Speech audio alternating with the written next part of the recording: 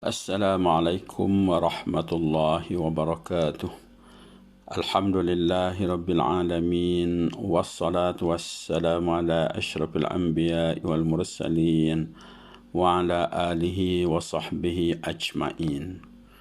Sidang pendengar, warga pendidik PPD Tanah Merah yang dikasihi sekalian, bertemu kita pada hari ini dalam Bicara Ilmu.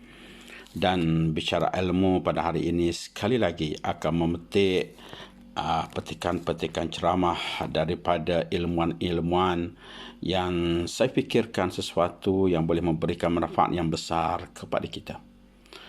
Dan pada hari ini, tuan-tuan dan puan-puan, di sekeliling kita ada orang-orang yang bersama dengan kita, dan di sekeliling kita juga ada kenangan terhadap orang-orang yang telah meninggal yang kita kenali.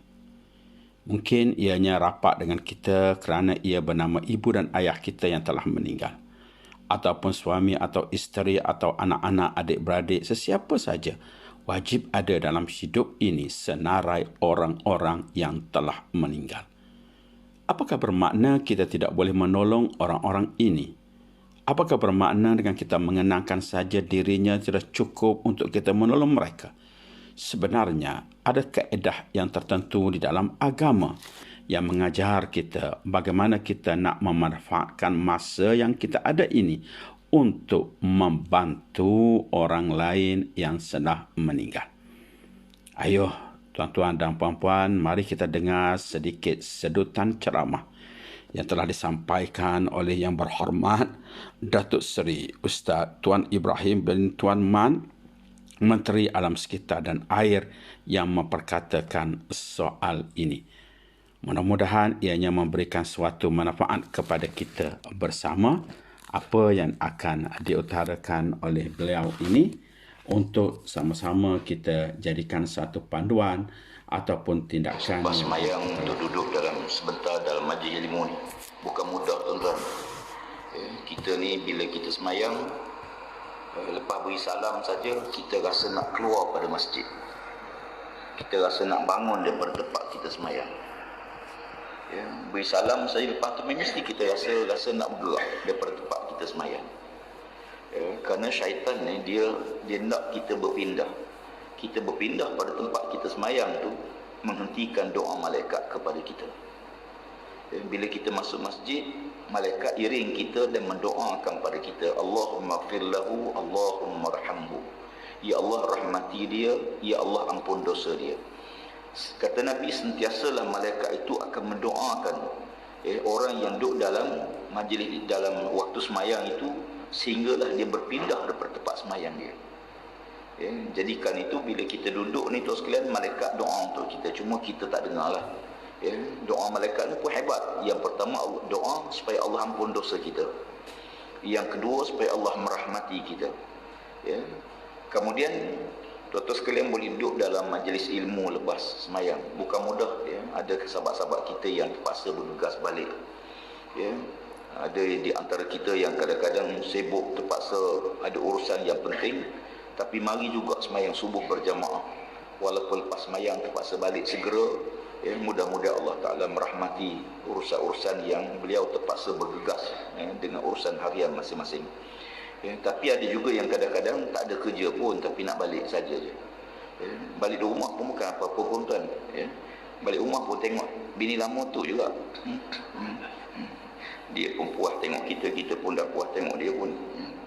Cuma saya ucap terima kasih yang ketiga kerana doa sama-sama kepada almarhum ayah anda saya.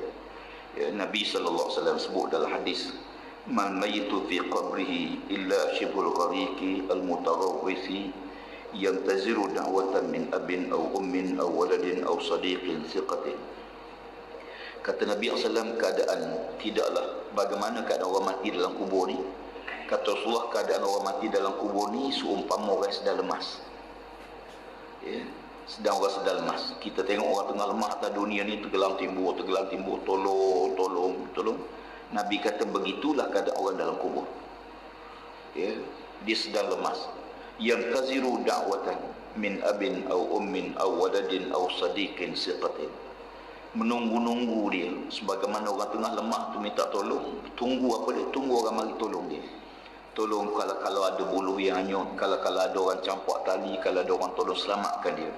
Kata Nabi, orang mati dalam kubur ni dia menunggu-nunggu doa daripada ayah dia kalau ayah dia masih hidup di dunia, dan menanti-nanti doa daripada ibunya kalau ibunya masih ada di dunia, awaladin ataupun anak-anak dia sendiri doakan dia, au sadiqin siqatin atau kawan yang dipercayainya.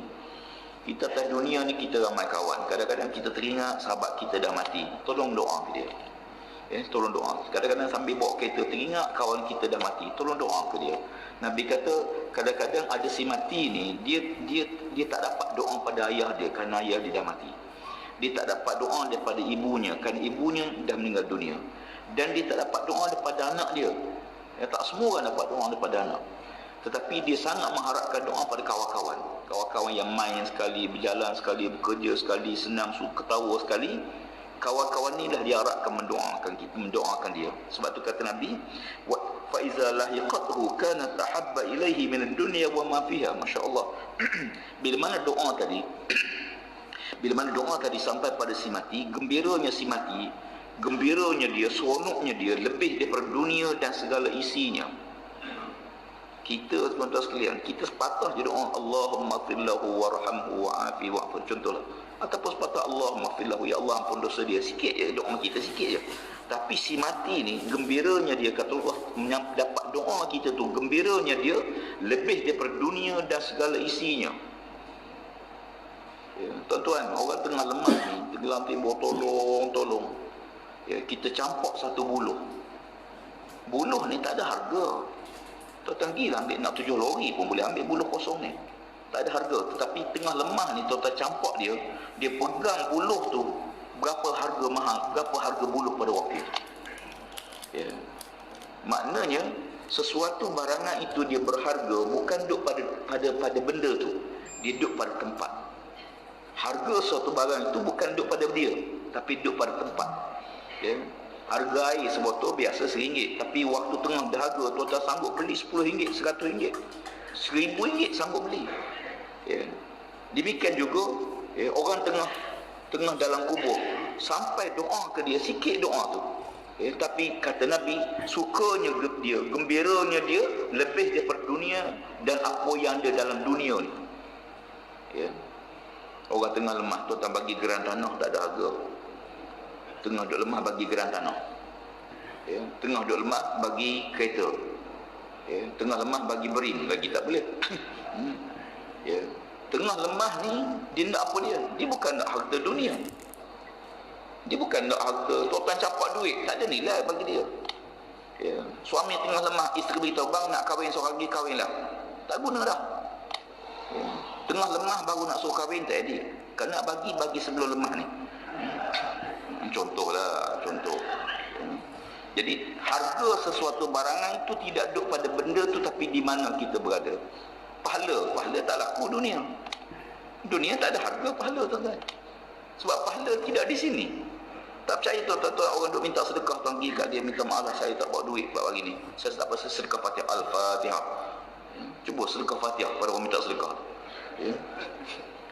Ni hambuk kita kan. Dia bukan nakkan pahala, dia nak duit. Harta dunia, tapi pahala di mana laku? Tempat dia. Setiap benda tu ada nilai, setiap tempat tu ada nilai yang berbeza. Setiap tempat ada nilai yang berbeza. Tuan-tuan ada handphone, mahal berapa ribu handphone sekalipun, handphone ni dia berguna bila ada line dia, tuan-tuan. Bila dia tak ada line, tak guna dah. Rasa kata mahal lah, handphone saya 10,000, tapi sayang line tak ada, tak guna. Baik yang RM100 ke RM50. Jadi nilai benda itu sebenarnya bergantung tempat di mana kita berada. Kata Nabi SAW, wa inna hadiyatul ahya'i ilal amwat al-istighfaru lahum was-sadaqatu alaihim, rawahu Dailami. Hadis riwayat Dailami. Kata Nabi SAW, ada pun hadiah orang yang hidup pada orang mati. Dua. Pertolongan orang hidup pada orang mati ni dua. Yang pertama, al-istighfaru lahum, kamu tolonglah, minta ampun pada Allah tentang dosa dia. Allahu Akbar. Tuan-tuan sekalian, ya, rahmat Allah Ta'ala mengatasi kemurkaan Allah. Kita buat dosa atas dunia, ya, kita buat dosa, buat kesalahan, lalu kita mati, ya. Walaupun kita dah mati, orang lain boleh minta tolong pada Allah ampun dosa kita. Masya Allah. Kalau kita buat dosa, kita istighfar, kita faham, ya, kita buat dosa, kita minta ampun pada Allah Ta'ala. Tiap-tiap hari kita minta ampun, ya. Tetapi bayangkan punya besar rahmat Allah Ta'ala. Kita yang buat dosa, orang lain boleh minta tolong ampun, minta Allah ampunkan dosa kita. Nabi kata, kamu tolonglah minta ampun pada Allah agar Allah ampun dosa dia. Dalam hadis lain Nabi kata, istaghfiru li akhikum fa innahu al-ana yushab. Kamu tolonglah, minta ampunlah pada Allah Ta'ala agar Allah ampun dosa orang mati itu, kerana waktu ni dia sedang ditanya oleh Allah dalam kubur dia. Ya, Allah Rabbi, tolong minta ampun, ya, kita semayang jenazah, ya, doa dia, Allahumma firlahu, ya Allah ampun dosa dia, Allah kesian belas pada dia, Allah. Ini doa kita, doa supaya Allah ampun si mati, ya. Dan setiap kali kita ingat sahabat kita pun nak doa, ya Allah ampun dosa sahabatku, ya Allah, ya Allah ampun dosa sahabatku, ya Allah, ya Allah ampun sipulan dosanya, rahmati dalam kuburnya, Allah. Kita doa. Yang kedua, wassadaqatu alaihim, kamu sedekahlah di atas nama dia. Ya, sedekah niat pahala untuk si mati. Ya, mudah-mudahan pahala dia akan berterusan. Hadis riwayat Dailami. Hadirin sekalian, demikianlah satu renungan yang sangat bermakna kepada kita sekalian. Mudah-mudahan kita gunakan bantuan kepada orang yang telah meninggal itu yang kita kasihi dengan meminta ampun dan mensedekahkan sesuatu di atas nama mereka. Dengan kita berbuat demikian, mudah-mudahan kita pun akan dikenang apabila kita meninggal nanti. Ada orang yang tergerak hati meminta ampun kepada kita dan memberikan bantuan yang sangat berharga kepada kita. Selamat melaksanakan apa yang telah dinasihatkan tadi. Mudah-mudahan kita mendapat rahmat dan berkat Allah dan kita hidup dalam keadaan yang tenang serta menuju husnul khatimah. Sekian, Assalamualaikum warahmatullahi wabarakatuh.